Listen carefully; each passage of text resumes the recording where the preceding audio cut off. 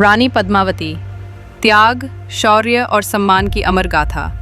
बहुत समय पहले की बात है, भारतवर्ष के पश्चिमी छोर पर स्थित राजस्थान की बलुई धरती पर, जहां सूर्य की तपती किरणें वीरता की कहानियां लिखती हैं और हवा में त्याग की सुगंध घुली रहती है, एक ऐसी रानी ने जन्म लिया जिसकी ख्याति न सिर्फ अपनी अतुलनीय सुंदरता के लिए थी, बल्कि अपनी असाधारण बुद्धि, अदम्य साहस और दृढ़ आत्मसम्मान के लिए भी थी। उनका नाम था रानी पद्मावती। पद्मावती का जन्म सिंहल देश, आधुनिक श्रीलंका में हुआ था, जहां प्रकृति ने अपनी सारी छटा बिखेर दी थी। वह सिंहल देश के महाराजा गंधर्वसेन और महारानी चंपावती की इकलौती पुत्री थीं। उनके जन्म के साथ ही जैसे पूरे राज्य में एक नई आभा फैल गई थी। उनकी सुंदरता इतनी अलौकिक थी कि कहा जाता था, चांद भी अपनी चमक उनके आगे फीकी मानता था। उनकी आंखें हिरनी जैसी चंचल और गहरी थीं। उनकी मुस्कान में सावन के बादलों सी शीतलता थी और उनकी चाल में राजहंस की गरिमा।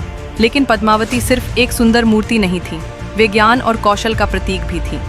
उन्होंने केवल पोथियों से ही नहीं सीखा था, बल्कि शस्त्र विद्या में भी पारंगत थी।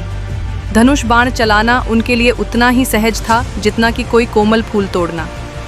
वे शतरंज की बिसात पर प्रतिद्वंदी को मात देने में माहिर थीं, जहां हर चाल उनकी तीक्ष्ण बुद्धि का प्रमाण थी।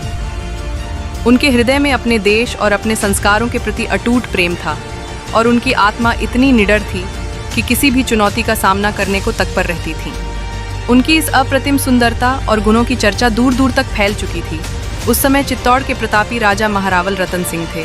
वे मेवाड़ के गौरव, पराक्रमी और न्यायप्रिय शासक थे। एक बार राजा रतन सिंह के दरबार में एक चतुर और लोभी ब्राह्मण, जिसका नाम राघव चेतन था, अपनी जादू टोने की विद्या का प्रदर्शन करता था।